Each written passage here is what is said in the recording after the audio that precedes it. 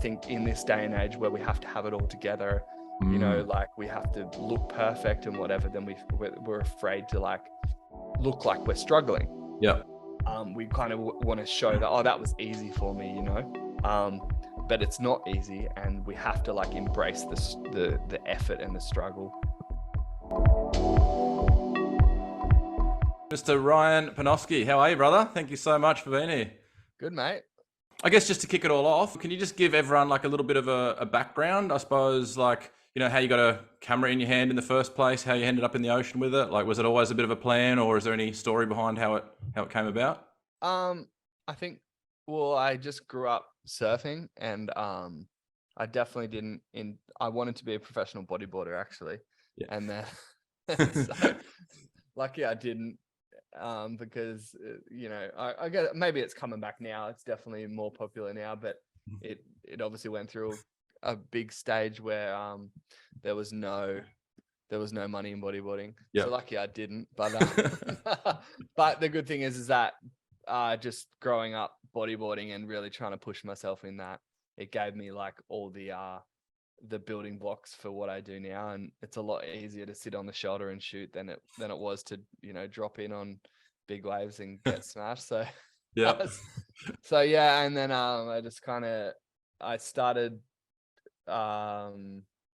yeah, I used to take a little bit of photos of my friends surfing and stuff, and then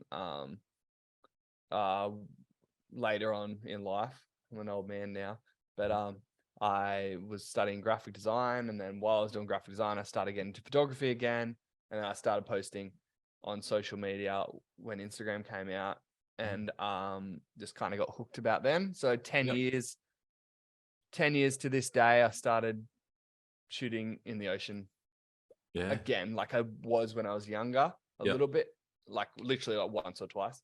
And then so 10 years in October this year, I've been like consistently shooting in the ocean. So yeah. Unreal, man. Yeah, awesome. Yeah, and so can you take us back to that starting time? Because one of the things I'm like most fascinated about, and I'm sure there's like people that are watching this that are, you know a bit about your story, but for those who don't, one of the things I'm like super inspired by you is, I think you've even described yourself as just a doer at times. And so like when you first started out shooting, you were just using an iPhone and not an iPhone 14, you know, probably like an iPhone like 4 or 5 or something. So can you kind of take me back to that journey of like, I just getting there in the first place, like with the phone, and then you essentially started your following and your business, as far as I can tell, like while you were still using that. So maybe a bit of a journey about how you got into it, but then also like a bit around that mindset of, you know, starting out and just going, well, this is what I've got. This is what I'm going to use. This is what I'm going to create with. Yeah.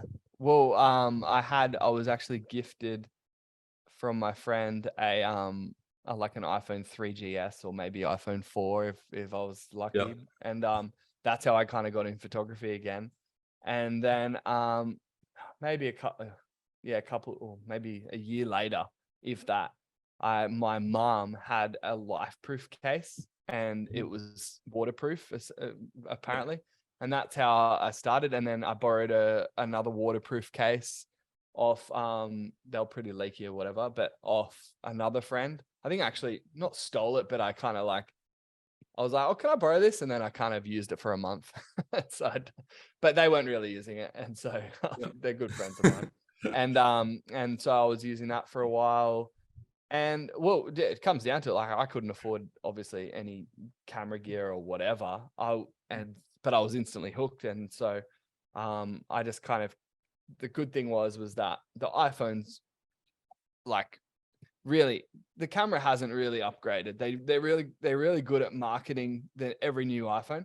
I think the latest one is probably the biggest upgrade they've done in a while, but essentially the sensor size is the same since like the iPhone 6.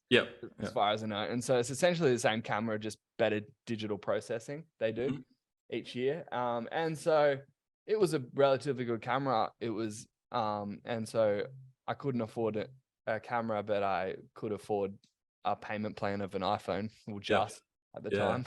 And so anyways, well, I had actually got gifted one, and then I upgraded, and then I was just using that. And like I was kind of a bit embarrassed about using an iPhone. And I remember like I'd never share about it because I'm like, oh, this is kind of awkward. Like I'm trying to you know, because I don't want it to be about, I never wanted it to be about the gear. Yep. But then like Apple did a few campaigns on me or like with me, and then kind of word got out, and then it's sort of like, it became a thing of like, oh, Ryan's an iPhone photographer. And now, like, I've been using cameras for quite a number of years now. Yep. And people still think, oh, so how's your iPhone photography going? And I'm like, I haven't stopped. Anyways. And so, it's, yeah. Yeah. People, whatever. Yeah. And so, yeah. And even to this day, some of my best selling prints have still been iPhone photos that, you know, I had no idea what I was doing and whatever. And the journey for me has been like, well, kind of my ethos is just to like firstly, if you don't use what you have, you're not going to use what you don't have. And, you know, you might be inspired for a little bit when you get a new piece of equipment, but it's that inspiration is short lived. It's kind of like anything, you just got to dedicate yourself to it and, you know, really push through. So often, like, you know, I'll be like, oh, if I just, you know, I need this, and then I'll do it. And like what happened the other day, I had all my gear ready. It was all charged. It was all ready to go. And I didn't end up jumping out in the water. And I was like, and then I drove away. And I think as I was driving, I like saw all these dolphins or whatever. And like, I was like, I would have been out there and I would have got some I love shooting dolphins. Yeah. And, but like, anyways, and it just reminded me, I'm like, so often we can have everything we need, but then we still don't jump out, you know, and prior to that, like I had lost my batteries. And so I actually couldn't shoot for like a week or whatever. And I think, oh, I just got to order some more batteries, you know, and you kind of put so many blocks. And so it's just a big like kind of ethos of mine of just like pushing through the barriers, you know, whether you don't have gear. When I started, I was using my iPhone, and then I actually got booked in with some like professional photo shoots, and they just assumed I was a professional photographer, but all I'd used was my iPhone. So I was like calling up my friends, borrowing cameras, and so I think it's just super important just to like use what you have. And also the more you upgrade your gear, the more complex your gear becomes. And so often the entry level gear that is cheaper is usually easier to use. And so especially when you started, you just gotta start with that, so then you can grow into it. Because if I just drop the most expensive camera on you, it's going to be so overwhelming that you don't have a foundation for understanding even how to use the camera. And so, but it's like anything, like you just got to do it at the end of the day. Yeah, no, it's fascinating, man. I think it's really good stuff for people to hear, because it's like, obviously everyone like learnt that you shoot on an iPhone, so that's what they're messaging you now. But like even myself, one of the biggest DMs you get is like, oh, awesome photo, what camera are you using? You know what I mean? And it's just, it's like, It does. So, it's arbitrary. It doesn't matter. It essentially doesn't matter. It's important. It's important and it's fun. But like, I always think like, you know, a good musician will be able to play a good song on any guitar. You know, there is a standard, like that, you know, like he doesn't want a one-stringed piece of crap, you know, but as long as it's got 6 strings and it makes some noise, you know, it's the same with photography. Like as long as it's got a sensor and it takes a photo, like anyone could take a good photo if they just put themselves to it with any camera, you know. 100%. And can you talk us through some of those early products as well? I know we're like going back a little bit, but that's one of the things that's like quite inspiring about when I've followed you through like what you've done. I think even with the iPhone, like the way I'd kind of word it is you've been that type of person that has just gone and done that and almost then given that permission to people following to go, oh, well, I can do that too, because there's probably a lot of people that were sitting there, had the same embarrassment about using an iPhone as you're talking about, and then didn't push through. So like, that's amazing. And then when you were first putting, well, maybe not even when you're first putting products out, but I remember you were making some prints that were like on the the wooden Yeah, like yeah, board, yeah. something like Did that. you And follow me like I think then? you Yeah. mentioned in a video somewhere that you were like, well, I only sell them at this size because that's what size they print to. And like rather than Yeah. getting paranoid about going, oh, I can't print this like really big, you just kind of Yeah. took the option of, well, this is the size that you get, kind of thing. Yeah, exactly.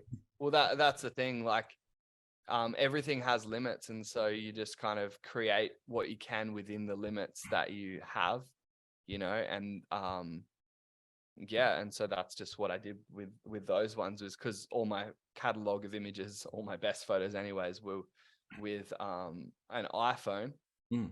and so I could only print, really, if I wanted a good quality A3, A2 at best. Yeah. And so I just kind of created a product that sort of, yeah, that I was proud of at the time. And but also, yeah. Yeah. So I just Yeah. worked within the limits. Yeah. Yeah. Yeah. And what do you think's been your so like on the business side of things, what's the way to word it? Like, has it been like, did it come about like your growth on social media kind of progressed into something where you're like, well, maybe I can sell some prints? Was because I'm fascinated by, you seem like someone who's just really got that business side. Like there's some photographers that are just pure artists, and then but you've been someone I've seen that's been creative, like developed different types of products, has like put Yeah. themselves out there, embraced all the platforms, that kind of thing. So Yeah. Yeah. yeah, so yeah, like I feel like you probably would have been a business person anyway, you know what I mean? Like if you didn't have a camera, you'd have some like Yeah. Amazon store or something, like so Yeah. like I how's do that find kind it, of come about? I think it's a bit of a hobby too. Like I do enjoy that kind of like that side of it for sure. It's a huge, yeah, I just really find it interesting and enjoyable. And it doesn't mean I'm good in business, but I like to be able to merge the two of, doing something creative and then creating a business out of it. And yeah, so yeah, I like it. Yeah, 100%. And so being that your print business is, I'm assuming, like, a big part of your business. So Yeah. has that progressed in any way in how you think about taking photos when you're going out? Are you sort of pre-visualizing? Do you kind of know a type of photo that's going to work well in a print? Or is it more like Yeah. you're out there when it's good and you're like, well, I'm just going to adapt my artistic eye to whatever presents I think itself? a bit of both, like definitely both. And because I guess the annoying thing is what sells isn't always what I like. Mm. And so it's kind of, but I'm slowly kind of trying to steer people into like more where my vision of is as a, like, not just a photographer, but what works, because people are buying my prints, right? And Mm. like, so I I definitely, it's definitely both, but I'm trying to steer it more into my shooting. I definitely have the print in mind, and it definitely has changed the way I shoot. Hmm. Um, and so, but I'm trying to steer people in the direction of like, hey, this will look better in your home. Like, just Hmm. trust me on that, Yeah. because what's selling, I'm like, it's still a pretty picture per se, Hmm. but I just think what will look better in your home is this. And even though, it might, because what captures people attention on a small little screen is Yeah. usually like colorful, blah blah blah, like really a big wave doing something crazy. Yeah. It captures their attention on the screen, but Mm. really what looks good in your home is like something more like very subtle, very like almost abstract, Yeah. like more like art. And Mm. so rather than a documentative style of shooting Yeah. of some big wave, you can combine both. And that's what I do like to do. Whereas like, okay, so how can I shoot a wave that people will want? Like, people love just like a big colorful blue wave or Yeah. something, Yeah.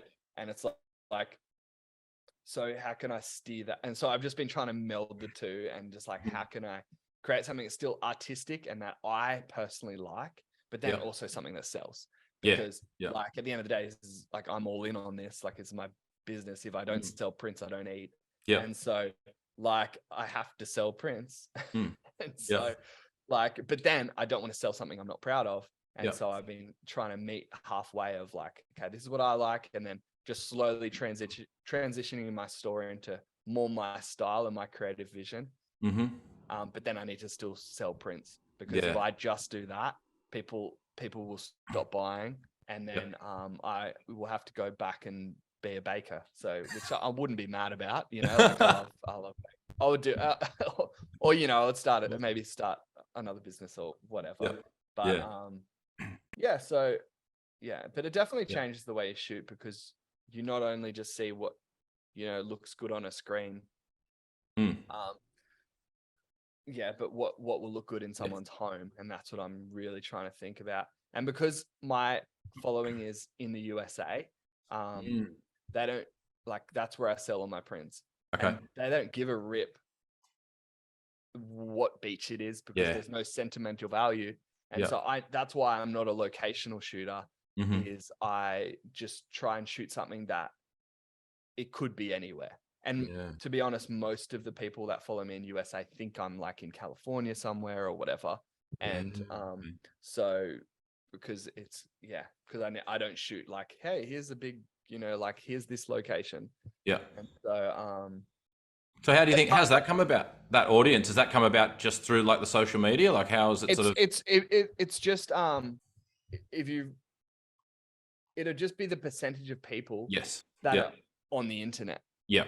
Yeah. Do you know? And so I would see my following as like a good of it, you know, English speaking following. Yeah. Like as in it would be a similar percentage. So in Australia, we have 30 million people. Yeah. In America, we've got 300 million people. Yeah. And Yeah. so it's just 10 times the You've got amount. 10 times more followers there. Yeah. And Yeah. so that's literally just the way. So because it kind of just like branches out everywhere on the internet.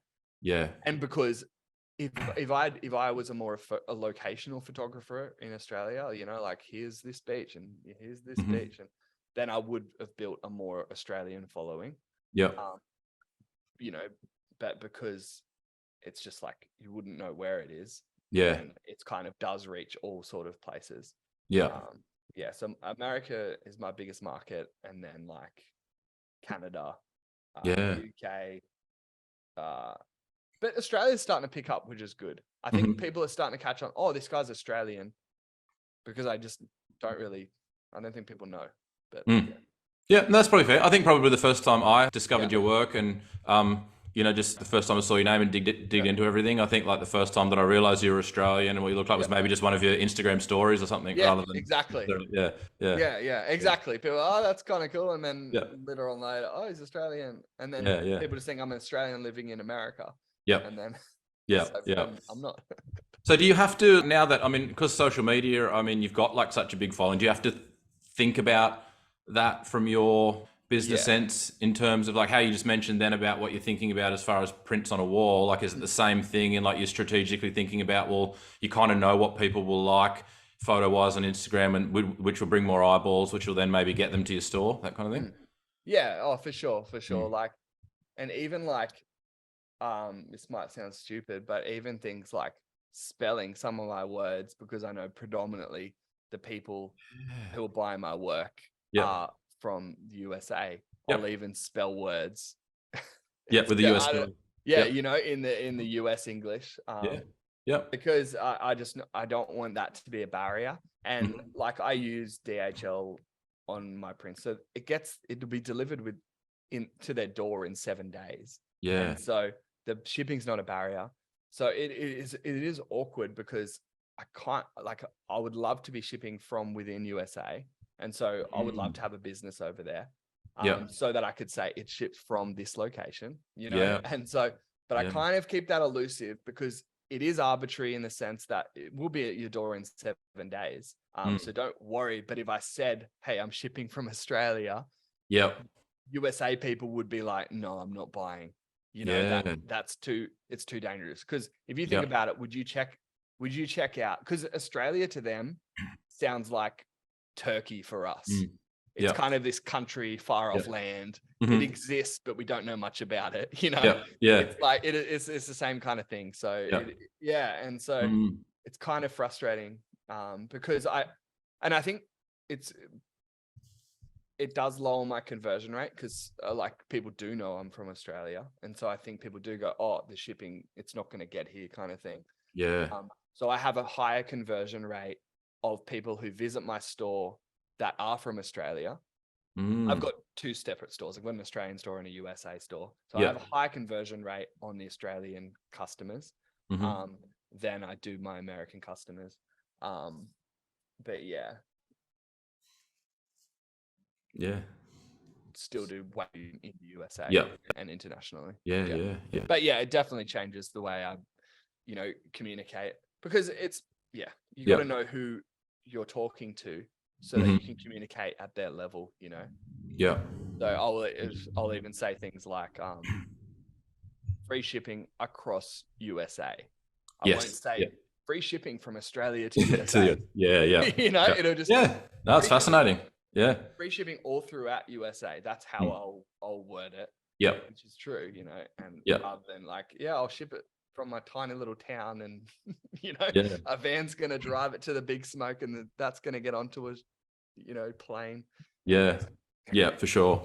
You've touched on it a little bit. So now that you're like, I mean, obviously shooting with an iPhone, but now that you're shooting with a camera that's, higher frame rates and that kind of stuff. Like, so when you go out for a session and you sort of go out in the morning and it's like, the waves are good, the light's good, that kind of thing. So you're shooting like, a ton of images in a session, and then you're getting home. What is it then that you're looking for? Like, if you're looking through 10 frames a second, like of a wave, like what are the things that are making you say, hey, this is the one that I'm going to pick to either publish or print or... Yeah, like it's always about what the end product is, because I can be thinking of what's going to work for, it's always about the end product. So when I'm out there, I might have something specific in mind according to the situation. I'll be like, oh, I want to shoot really wide and just like, have the wave tiny and whatever. Or I might just be like, I'm going to shoot really close up, whatever. I'll have a general idea. It'll change. But then at the end of the day, you just got to get out there and shoot. But then the most important thing is when I'm sorting through images, I pretty much don't look at my images until I know I've got something to do with. I want to make an Instagram post. What's the Instagram post going to be? I'm going to make a slide of 3. Okay, pick out the best 3 shots that are vertical, that'll crop well for Instagram. And then, or if I'm like, I need to add to my print store to, whatever, or if I want to release a new product, a special edition, limited edition, whatever, then I'll look, because it just changes so much about what you're looking for. And because I can look back on old, there's so many photos I've never even looked at because I haven't had need to go back on some stuff. But, and so I'll just always have the end product in mind. And so if I want to add to my limited edition print store, I know what I'm looking for, and I know the direction I'm taking my store. So then when I look through a shoot, I know what I'm looking for. Or if I've got a new collection coming, a special release collection, and the whole collection's about black and white images, then I'm going to be looking for images that will work well in black and white. And so that's kind of how I see it more often than just, because sometimes there'll just be a banger shot and it doesn't matter. It'll work in print, on Instagram, put it anywhere and it'll look amazing. But 99.99% of my images are not that at all. And so it's more about where you're going to put it, if it's going to be on Instagram. But there's a difference also between what works on Instagram and then also what sells. I've done releases where like it's got huge engagement and like of an image, and then and I also might say it's on my print store and get 0 sales, and it never sells, and I might get 1 sale. And then so it's like hard to find something that works on Instagram but then also works, and then also people want to buy it, and then also it looks good, because usually it's like one or the other. It'll look good in your home but it won't work on Instagram, or it'll look good on Instagram but it won't work in your home, or it'll look good on Instagram but no one will buy it. Or someone will buy it but it'll look crap in your home. And so trying to find not crap in your home but just like not what I think looks good. So have you had to like navigate with the ratios and crops and stuff, being that it's sort of this like social media to print kind of transition? I shoot vertically most times now. Oh, okay. There you go. I just shoot vertically, like always, pretty much now. Most of the time, unless I'll prioritize vertical shooting because it works on Instagram. It actually looks awesome. People love vertical images on their wall. Yep. It's Yep. actually like I have a high conversion rate. I don't know if it's because most people, I think 80% of people are using their phones to check out. Yeah. And so Yeah. it fills the screen on their Yeah. image more. So maybe they connect with it more. Mm-hmm. But it also, a vertical image will fit in more spaces, whereas a horizontal, it's kind of awkward. Yeah. And so they'll only want a really big horizontal one, or if you have a vertical smaller image, it kind of fills more wall space. Yeah. Okay. So I mainly shoot vertical now, unless I know that I'm like the wave comes too close and I have to shoot horizontal. Okay. And is that a like 3:2 like print ratio that you're doing, or are you ever converting it to the Instagram ratio? Oh yeah, so it'll be three. I keep it 3:2, and so and I've developed my own sizing in inches again because it's a US store, and so everyone knows inches. They don't know centimeters. Yeah. So I've developed a perfect size where I don't have to crop the image at all. It's still in 3:2, so you keep the full resolution, but then it's got a beautiful border. And then it's also a whole number, so 17:24 inch, 24:34 inch. And so I don't have to crop the image at all and then lose quality. But then when I post on Instagram, you just have to crop it again. But I'll just compose it as best as possible. So you're doing your framing and stuff there, are you? Yeah, cool. So on that point then, can you just like talk us through this journey? Because I guess when you're following something that's creative, you mentioned beforehand that you're a baker prior, so there has to come a point in time when you've got whether that's like a safe career or not, it's definitely like a traditional career. There's got to come a point when you go, okay, I was doing this, now I'm going to become a photographer, which is a less guaranteed career.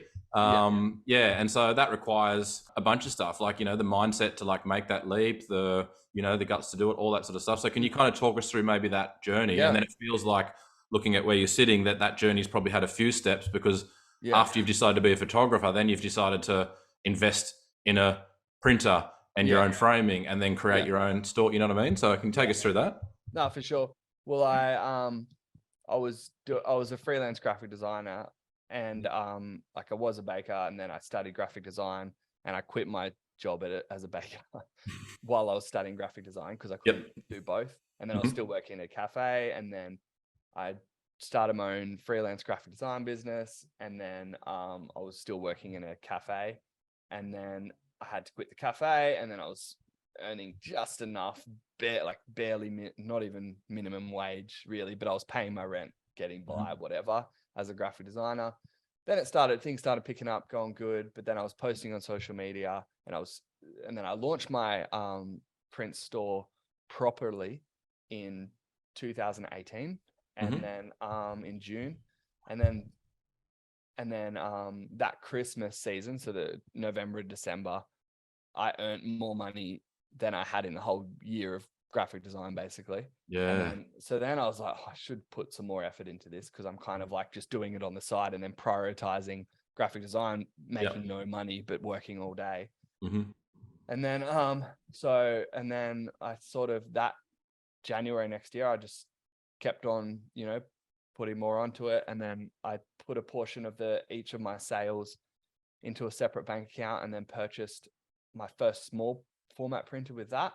That kind of, got my feet wet, started getting used to printing. It's a whole nother skill. Like it's a huge skill, but I had an amazing mentor who showed me everything. And then, Selena, she's awesome. And she, fully helped me with that. And then I did a print sale in, I think it was March, maybe April 2020. And I earned like 25 grand in one weekend on a print sale. And then I just reinvested all that money and purchased the printer. I think I lost money on that print sale. So I earned like 24 or 25 grand in a couple of days. And then I just reinvested that money into equipment. I lost money, at best broke even. And then, but then I knew I've got the printer, and it can be Yeah. an ongoing thing. So then, Yeah. and then I just do the same. So I got a big job where this whole place wanted a whole bunch of prints. I got a Mhm. whole stack of money. I just reinvested that into purchasing my framing equipment. And Mm. so, because the typical print sales will just cover the costs of my business, Yeah. just all my outgoings and everything. Yeah. And then when I do like some kind of big job, I'll get a whole chunk of money and then I'll try and reinvest that into new equipment, cameras, whatever it is that kind of is or new areas that I want to try.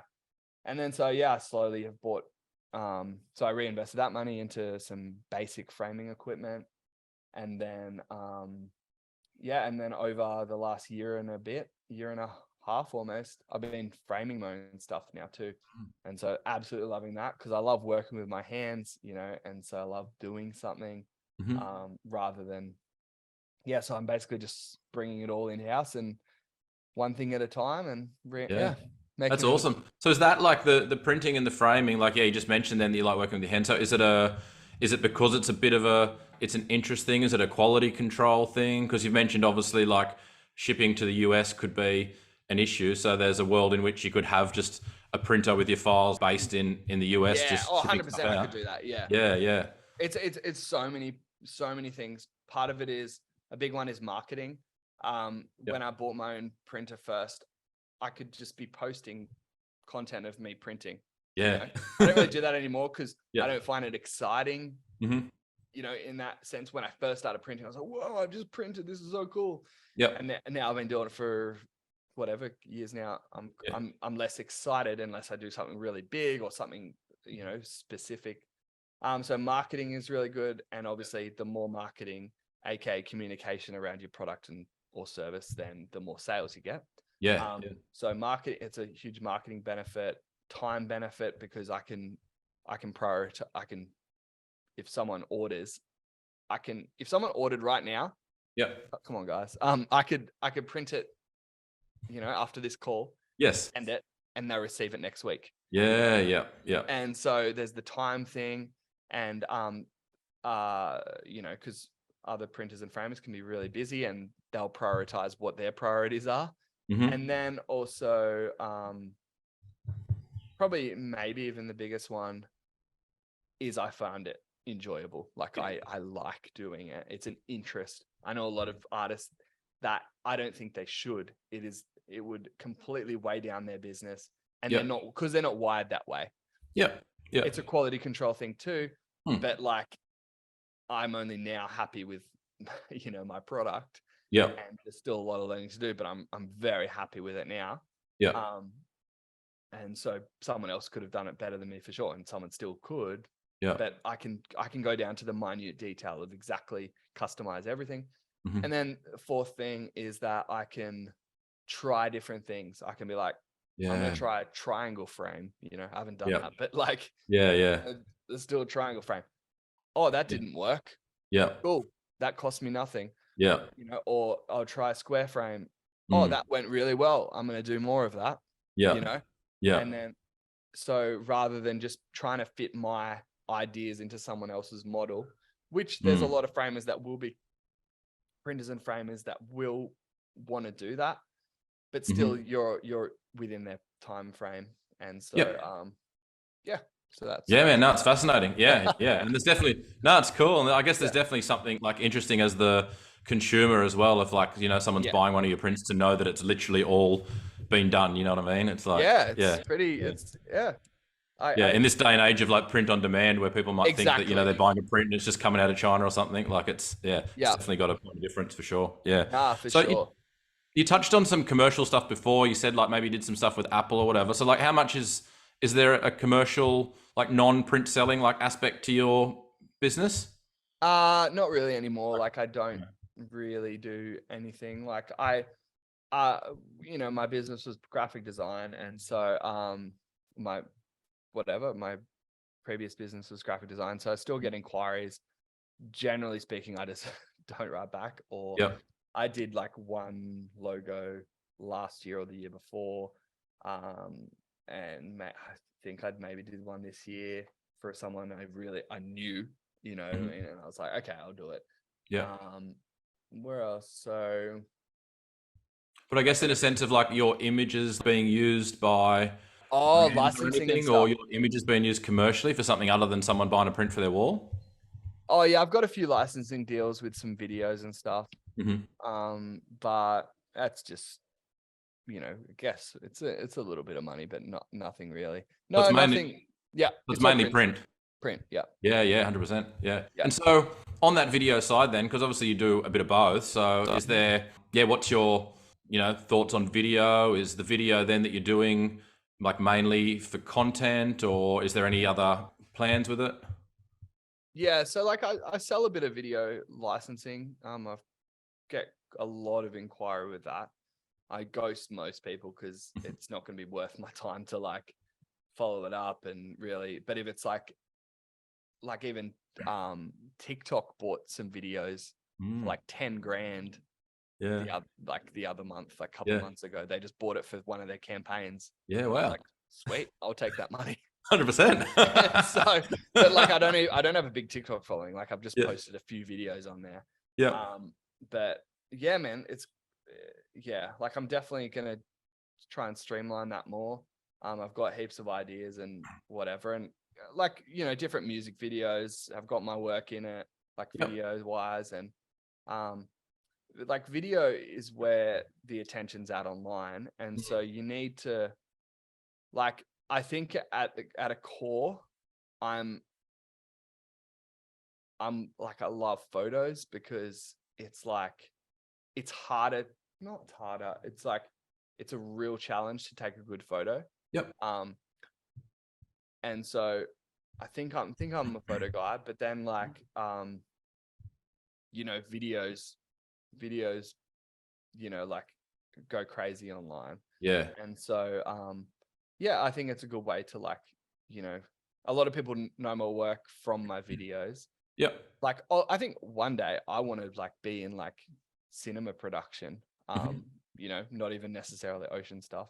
So because I love being able to, you combine all the creative aspects of like video, music, graphic design is in film, just like all the kind of creativity is in film, and so I would love to be involved in that somehow. But yeah, it's you need to be creating video content. I think people whinge about it, like, oh, I don't want to, I don't have to create a reel. I just want to, but you got, like, it's just, it is what it is. Like, I think people have lived through harder times than we have.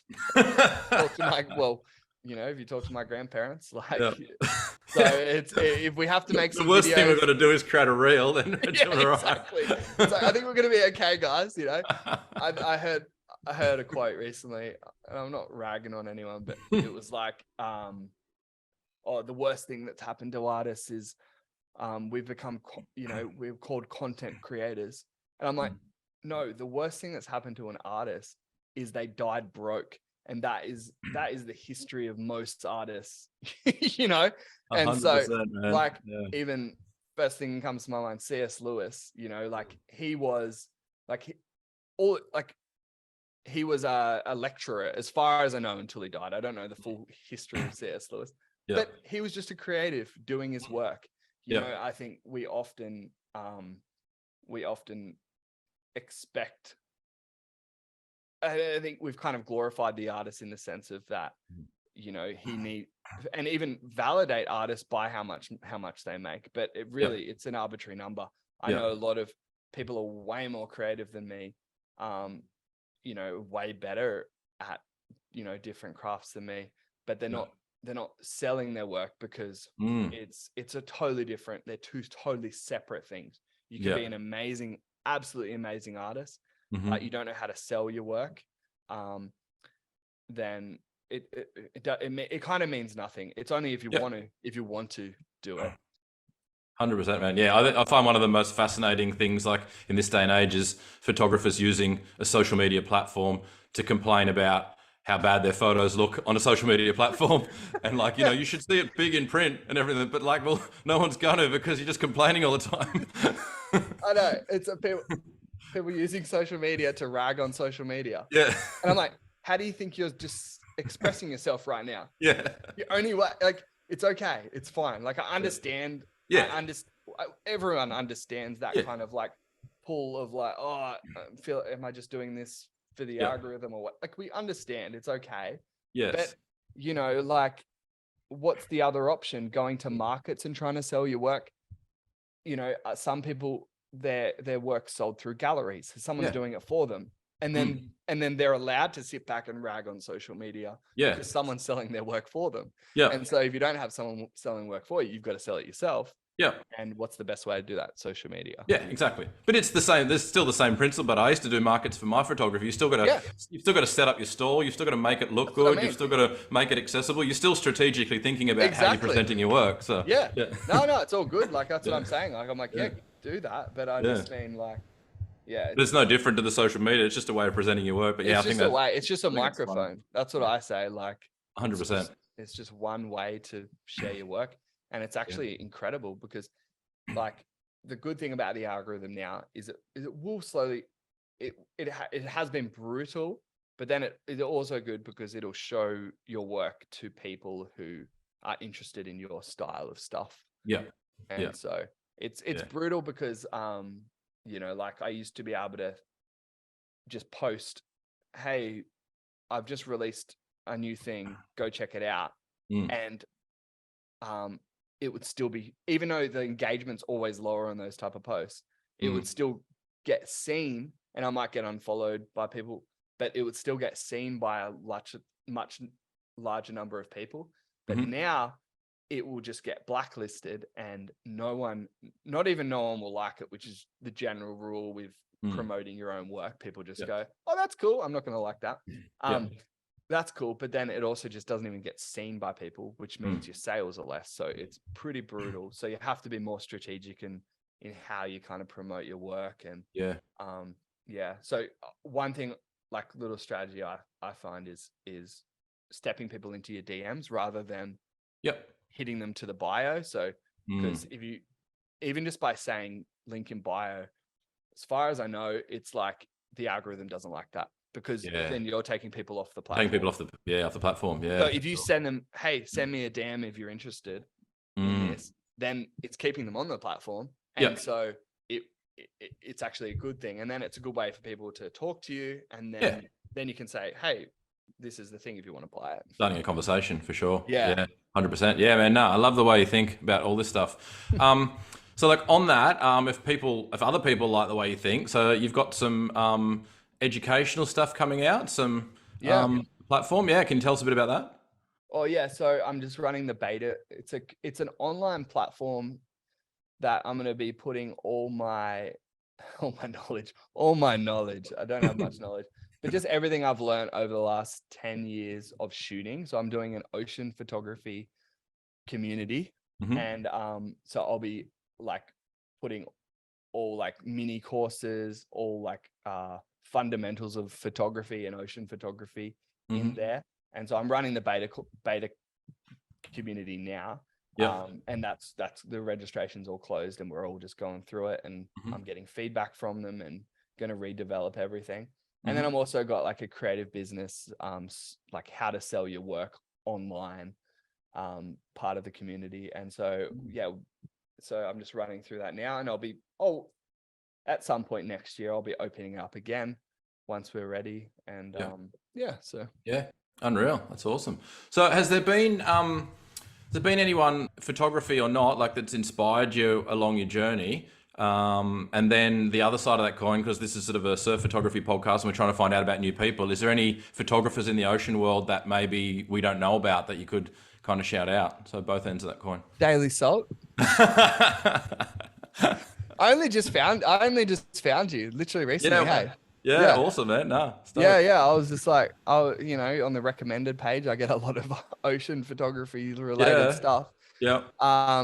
Man, like, I don't know, like I've been doing it for a while. Like, who's lately? To be honest, I don't really follow probably a lot of photography. I'm more interested. Like, I obviously love photography because that's what I do. Yeah. But I'm more interested in artists. Yep. Like, that's where I get my inspiration from, is just Mhm. seeing like what they do and what people gravitate towards too in art. Yeah. And then I just try and bring that to my photography. I go, oh, okay, so like this is what works in art. This is what Yep. is people are buying. This is what people are interested in. Mm. And I just kind of follow a whole bunch of different artists, and I'm super inspired by them.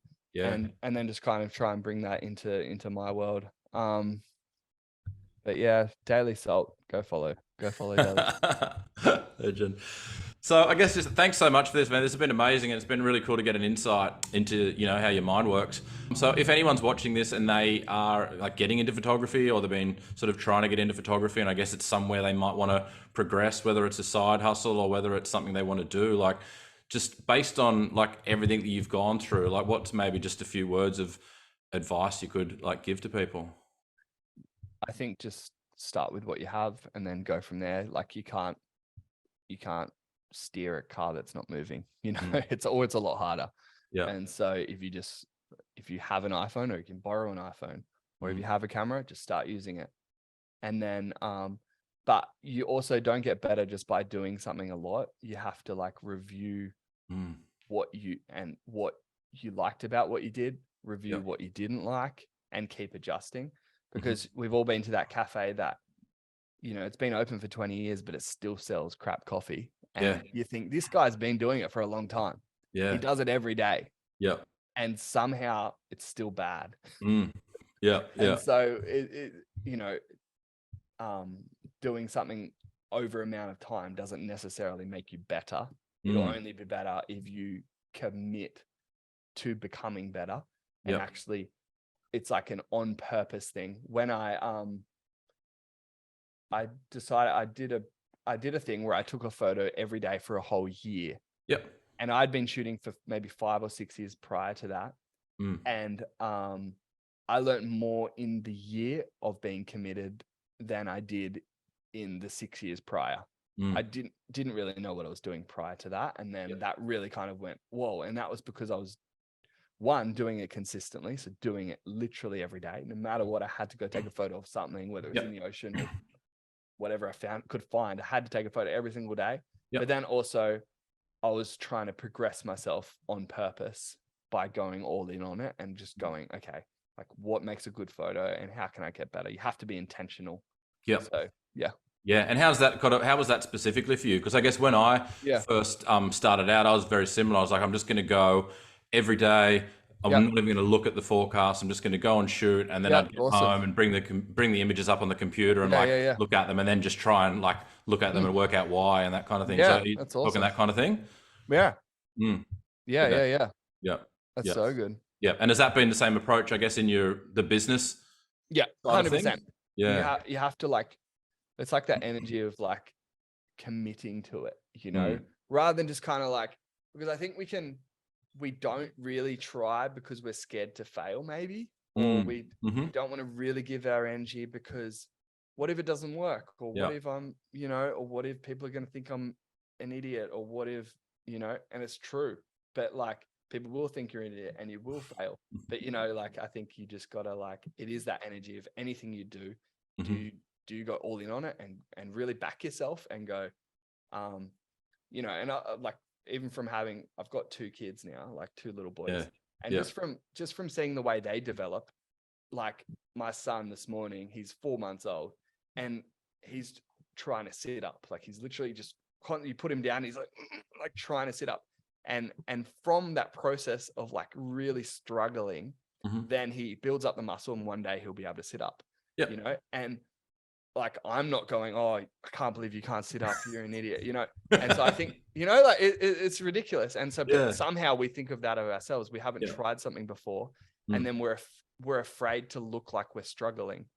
I think in this day and age where we have to have it all together, like we have to look perfect and whatever, then we're afraid to like look like we're struggling. We kind of want to show that, oh, that was easy for me, but it's not easy, and we have to like embrace the effort and the struggle. And so Awesome, man. Thank you so much, man. Super No worries, man. inspiring. As I said Yeah, at the start, I think you're really one of those guys that's out there kind of like, leading that way, giving permission for people that like follow you to kind of say like, this is something that I can go and awesome. chase and go and do. And yeah, Yeah, it's definitely, amazing. bro. Yeah. Yeah, Yeah. so good. 100%. Cool, man. Thank you so All much. right, Appreciate your time. no Cheers, brother. worries. See ya.